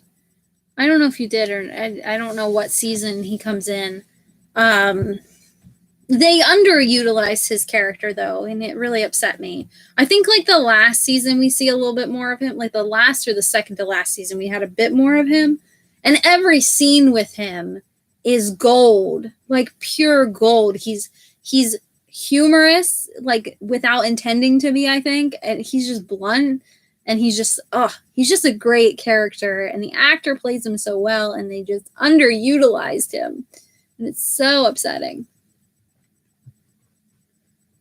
Not man hero. We knew what you meant. I know. That's another thing about this book that's very, like, it's a very feminist take on, like, these old stories that are, you know, these old ancient stories of these brothers, and then twisting it and making them women is so badass. Like, cheers to Roshni for doing that. Like, And also, she could do it because it's technically their souls that are put into a new body. So, like, their soul could go into any body. So that was, like, I love it. I love her for that. It's like a little fly. Is it fly season already? Oh, gnat or something. What, bud? Hey, bud. Hey, buddy. Hey. Drogo. Bane is laying here, but I think Drogo wants some love. Come here, buddy. Hey, bud. I'm sorry, Bane. I don't want to step on you, but you seem really comfortable, so I'm not going to scoop you up. Oh, buddy, you're getting too big for my mom. Oh, yeah. Yes. Who's a good boy? You mommy's buddy. You mommy's buddy. Mommy's big boy. Remember when they were the size of, like, they could fit my hand? Oh, look at them. I'm getting so big. Hey, they're so big. Yeah, the reincarnating. Yep. It's interesting. This is Drogo. This is my baby. This is my boy. He had my heart since day one, didn't you? They used to be so tiny. Little babies. What are you doing? He's just resting his head against me. You are so weird. Oh, they're big babies. Big babies. You wanna go bug Bane? Go ahead. Go ahead, go bug him. Sorry. Little Drogo snuggling. Paul Neal. Yeah, he's so cute.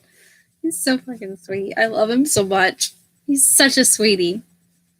Every morning, so at the foot of my bed, there's like kind of like a bookshelf, but it's got like, it like has like our pants on it, like in like little bins.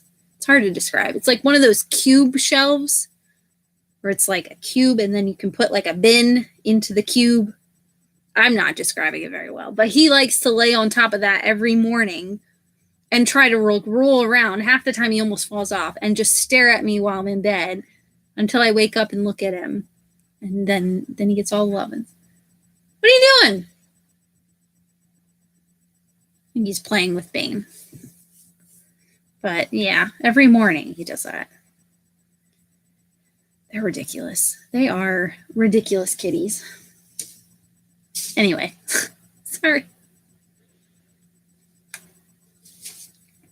Cats are the best. Oh, speaking of cats, the scene at the end of the book, like the attack scene towards the end, like the peak of the story, the attack scene where the cat is trying to get into the box.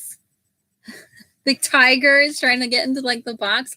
That's actually like a real thing. Like cats of all sizes love boxes, like even tigers. Like the Popcorn Park Zoo, which is actually like they're actually a sanctuary. They just call themselves a zoo, but they're actually a sanctuary. So all the animals that are there are abandoned, abused, or neglected. And they do have a couple of tigers that they rescued from like circuses. And what they'll do is every now and again, people will donate. If they buy a refrigerator or something, they'll donate the like refrigerator box to the zoo, to the sanctuary, and they'll put that in the tiger's cage, and they love it. They like get on top of it just like it's a regular box. Like they're just big freaking kittens. And they posted like a video of it the one time on like their Instagram or something, and it was just so adorable. I mean, that tiger would still rip your freaking face off if you got in there, probably. But you know, it's cute to watch them play with the box. Spectral tiger. Oh, the one that would sleep on your head. Yeah, mine do that too. The Drogo used to sleep like directly, like right here. And sometimes he'll still like just like teabag me, which is delightful to be teabagged by a cat. And he'll just lay. I'm like, are you trying to kill me? Yes, tigers play in refrigerator boxes. Yes. Tigers love boxes just like kittens and cats. It's really fucking adorable. Really freaking adorable. I didn't know that they liked boxes either until I saw that video of one at the zoo getting into that big refrigerator box that someone had donated. They were obsessed. It's hilariously cute. They're just big babies that will eat you. Yes, all the spectral animals. Oh my goodness. I went on like a Google Images like deep dive of like all of like the celestial mounts, like all of the mounts in the story. Like I'm Googling pictures of like the seven-headed horse. I'm like Googling like what like the water buffalo looked like in images, and I'm like Googling like all these the tiger. I was Googling all the things.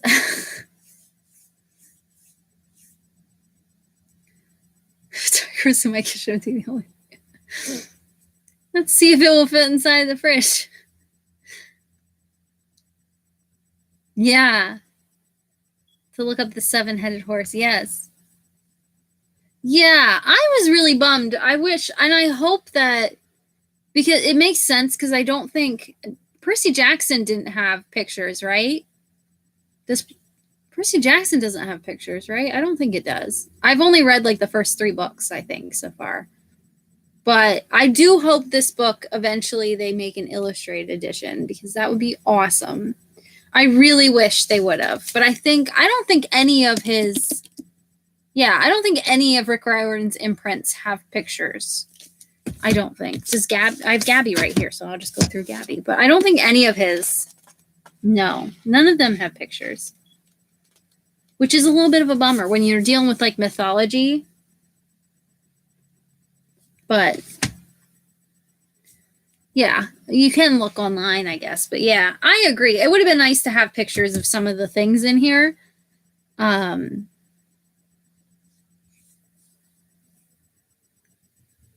had a book on Frida Kahlo and no pictures?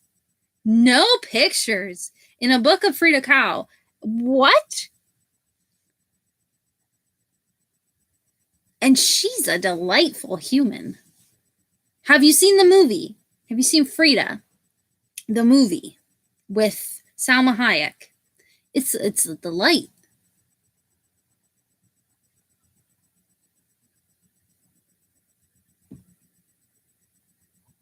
She was a painter. Yeah, she was a painter. What the hell?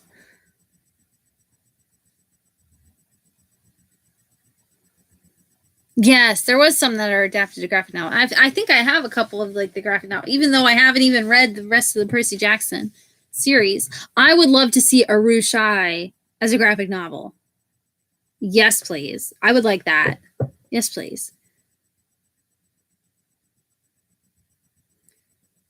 Oh, it just came out basically. Yes, if you like Frida, then the movie is really interesting, and it's there are some things that are fabricated, obviously, because it's. I actually had a class that was art in cinema, and it was like it was how art is portrayed in cinema and what we can actually what is fabricated and what isn't and why things are fabricated. It was a really fascinating class. I love that class so much. I love all the art history like classes I've taken, but that was one of the movies we had to watch, and we had to like go over a lot of her art, and it was really good. It was a really good movie and good portray of like her life, and she was bisexual in real life, and she was just a very there's like a small scene where they kind of dive into that a little bit in the movie, but she's yeah. I don't know how you could have a book about her and not have at least one of her paintings in there. Like, and her paintings are just especially if you like want to like really deep dive into some of those paintings, they're really like the meanings behind of a lot of them are really like they're amazing. And she refused to call herself a surrealist, even though she is a surrealist by category. But she didn't like to call herself that because surrealism dealt with a lot of dreams. Like surrealism is in the foundation of dreams and a dreamlike world. And she said no, she draws life, which is fascinating, especially if you look at some of her paintings because they are surrealism. But she refused to be called a surrealist because she wasn't drawing dreams. She was drawing life, but it was weird. She's fascinating. I could talk about Frida forever. She's a fascinating individual. And she was a communist. She was a socialist or a communist. I don't know, one of them. I think she was communist. Yeah. And she was, yeah. Oh, yeah. Her birth painting is vivid. Have you ever seen the one? There's one where she based it on an article she read. It was like stabbing. It was like a woman being stabbed to death. And it was based on a reading that she read of this woman being stabbed to death. But she painted it in one of those like small paintings that would go in like that religious paintings where a lot of time like religious scenes were painted in. So she was like playing with that and playing with this ideal of how like she was playing with that, and then she was also like basically being a feminist and like talking about women's issues at the same time. She's fascinating. She's a fascinating individual. I would love to meet her in person if she, didn't die. That's added to the list of time travel people I'd like to meet. Anyway, Aru would make a great animated series.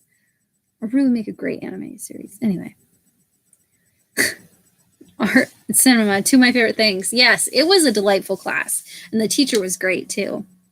A lot of people in my class were just taking it for a gen ed, so a lot of them weren't as into it as I was, but I was into that class. That class was awesome.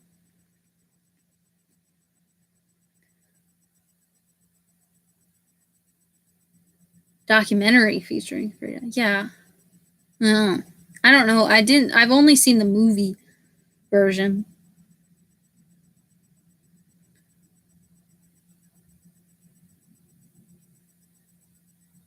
Yeah, surrealism is my cup of tea, but I get, like, I think it's categorized, like officially categorized as surrealism, her work, but I get where she's coming from, where she says that it's not surrealism, because especially when you know a lot of the historical context behind her paintings and what each little thing means.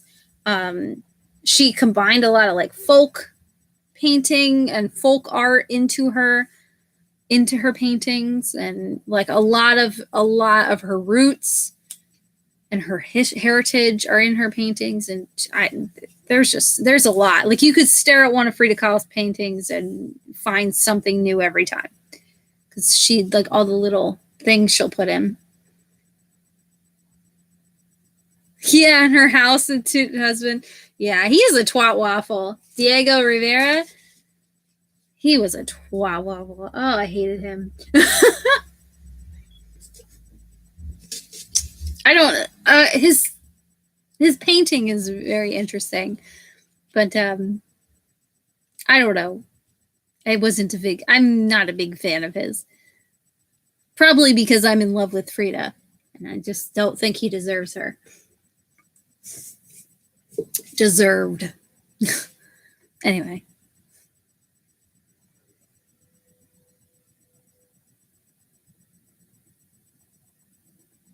Yeah, I think she died before she could, like, really live in that house. I think that house is still there, though. I think you can still tour it. I think. No, she was bad too. She wasn't a saint either, but I think a lot of, like, the things she did, I mean, I also take it with a grain of salt as well, because Frida Kahlo was, like, in constant pain her entire life.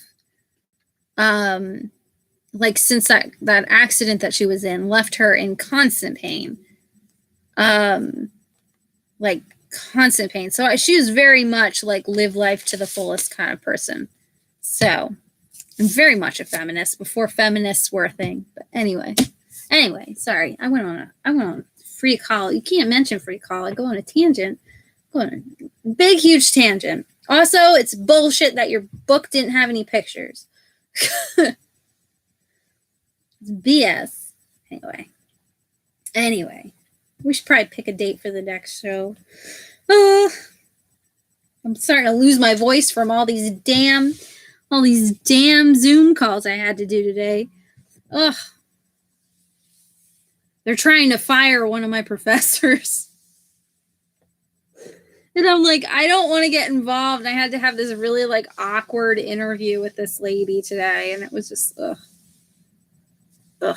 Someone's creeping back there. Oh, it's Drogo again. Baby. Hi, baby. Hi, bud. What you doing? Oh, Arya's over there, and she's looking at herself in the mirror. She's been doing that ever since Josh picked her up the other day and was holding her in front of the mirror and, like, showing her own image. And now I catch her all the time, like, staring at herself in the mirror right there. Like, that mirror has been there forever, since they were brought into the house. That mirror has been there, but she's just now starting to realize that that's her own reflection. Oh, whatever fly is in here, she's after now. Sorry. Damn cats.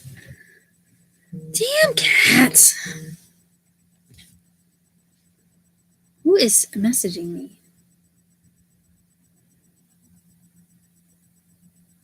No one.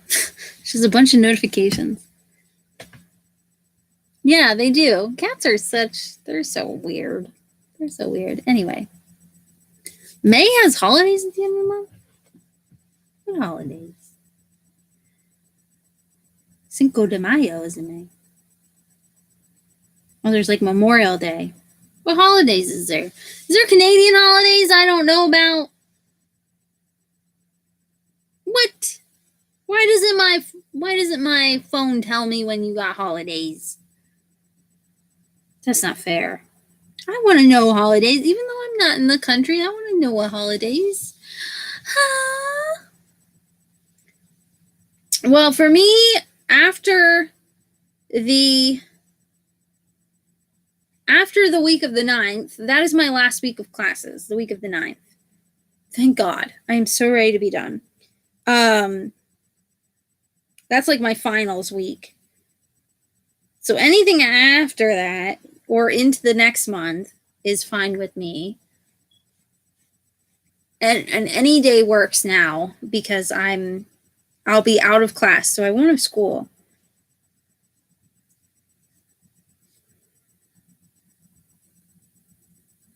Victoria Day. Queen Victoria. I'm so sorry. Ooh, yawning is contagious. Queen Victoria Day. Oh. We call it the May to 4. People traditionally open their cottages and or have barbecues. I usually watch. Oh. Huh. Interesting.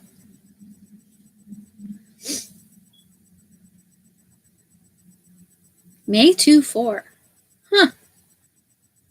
So it's like your Memorial Day kind of.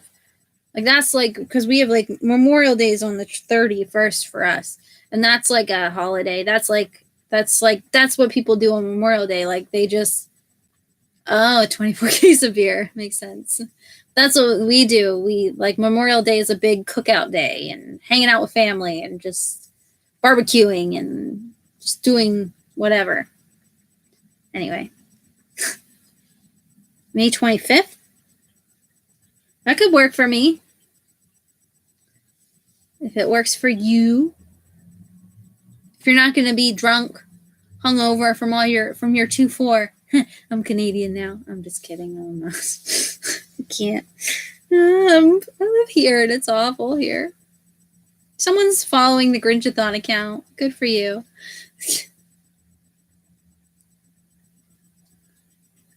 Weather is good. Let's celebrate. Someone is drinking. Bane, you're a very loud drinker.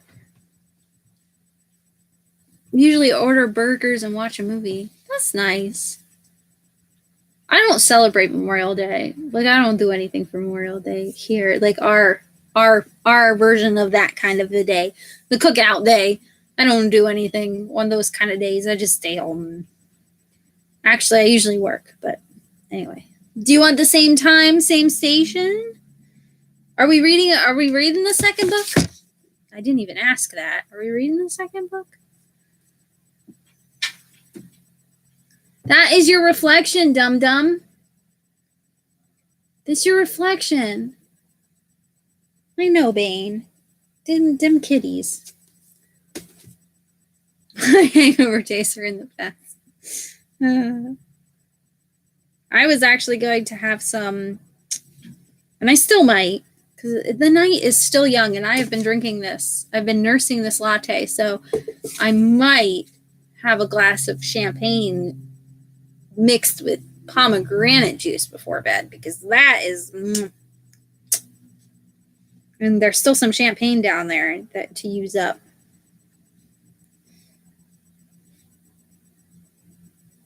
Want to know what happens? Okay, sounds good. Same time works for me to 7. Is that what we said? 7? Is that when I was here today? Oh my God. Send help. Why does it say it's GMT time? What? This is not GMT time. Oh, it is.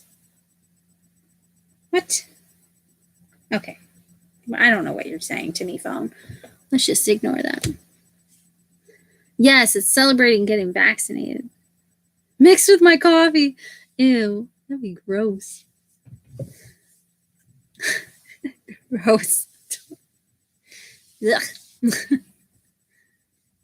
Champagne and coffee. Kahlua and coffee would go pretty good together, probably, but I don't think. Or maybe some Baileys, but champagne and coffee. Ugh. Just thinking about that, those things. No thanks. I know, and my arm is already like so sore. She drew blood today, which was fun. I didn't watch, but she said she did. She said I had a trail going down my arm. I'm like, well, what the hell did you do? The first prick, I didn't feel a damn thing. This one really hurt. It hurt a lot more. Not to get anyone scared about getting vaccinated, but it hurt. And I think tomorrow, I think I'm going to feel like the full weight of it.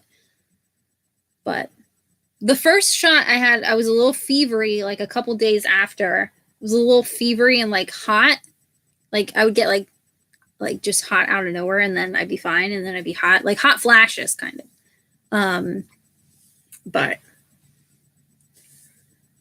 hopefully, I have a feeling this one's going to knock me on my ass. So it's good to celebrate before it knocks me on my ass.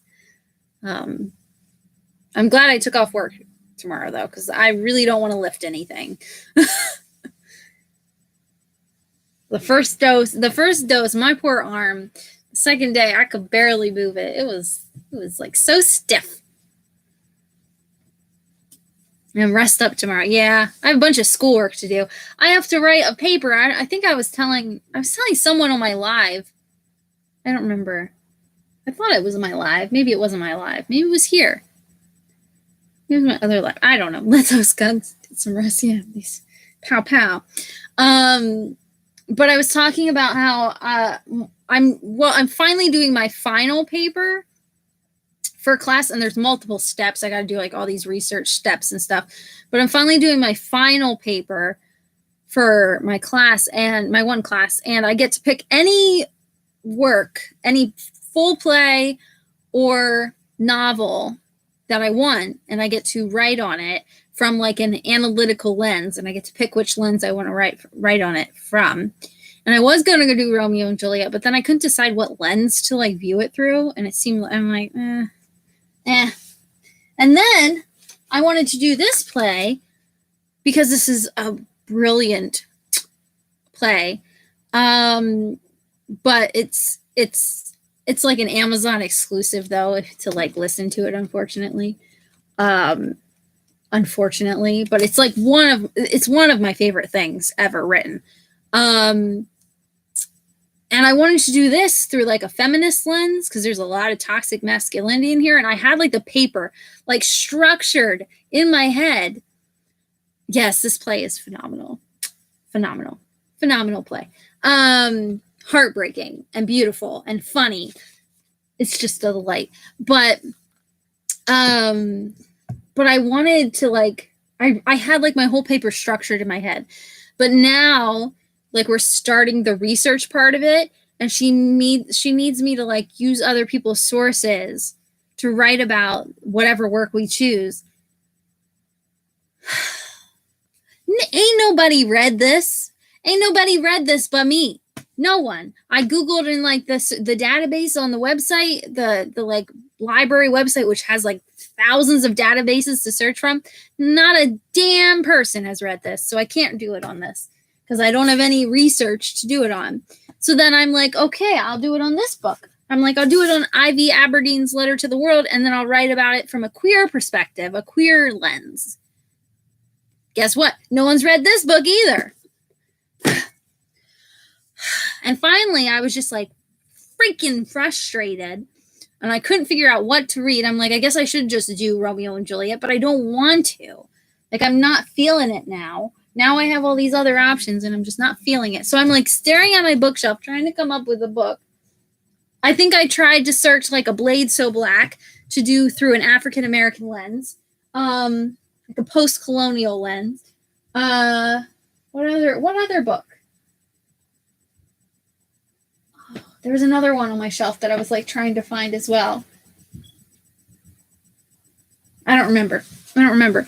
And finally, and I don't know why I didn't think about it before, I can do The Series of Unfortunate Events through a psychoanalytical lens, which is like what certain things within the text like represent. Why did I think of this one? And this one actually people have read. This one actually had stuff to choose from. And I'm like, why didn't I do this in the first place? So I finally found my book, and it took me forever. I was I was so frustrated. I was like crying in class. Like my camera was off, but I was like crying because I couldn't find anything, because you needed to have all these like sources to be able to write your paper, because it's technically a research paper.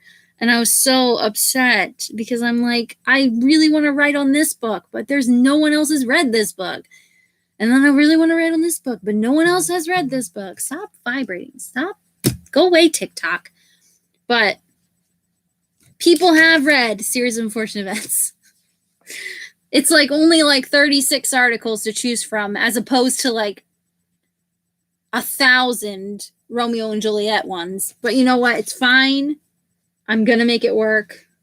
And then I have a conference for this paper. You should like sit down. The teacher wants you to like sit down and have a conference with her about your paper, about what you're going to write on.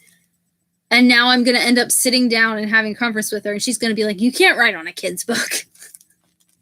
And I'm going to just be like, I'm out. I'm done. I quit. Give me the 0. It's like, I'm like, I give up. I mean, I could write on Romeo and Juliet, but I'm because I love Romeo and Juliet. Don't get me wrong. But the lens that to write it through is where I was like struggling.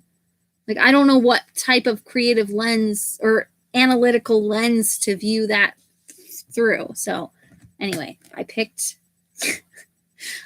this book, which I don't know why I didn't look this up in the first place, since this is one of my favorite books of all time.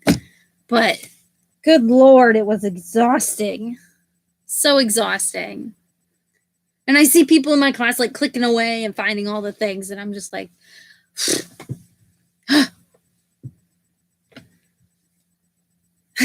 it has to either be a full-length novel or a play.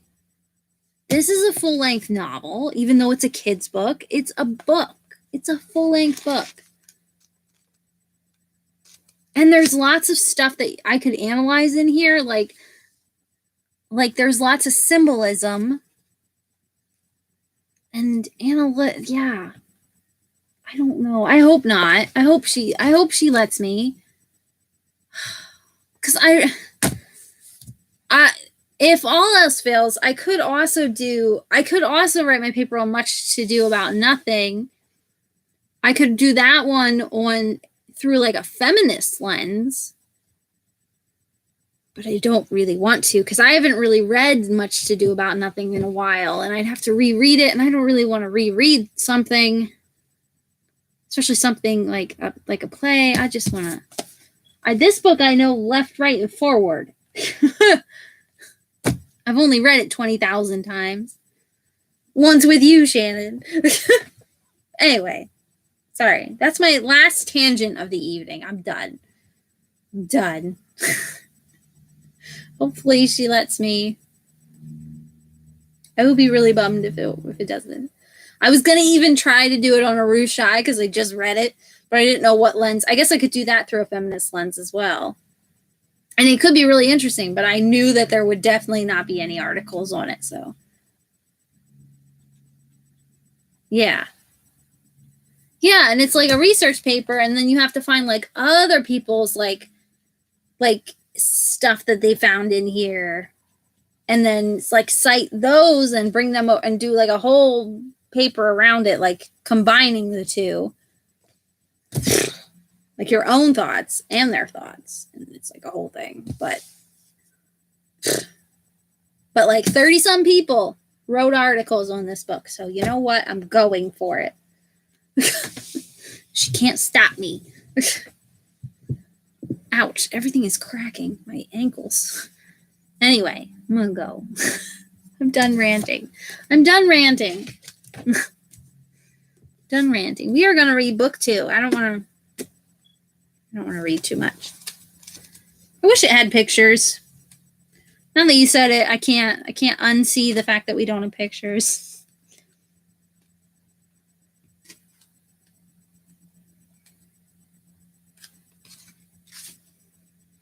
I love her. I also love her chapter heading. I don't want to look at these ones because it might spoil stuff.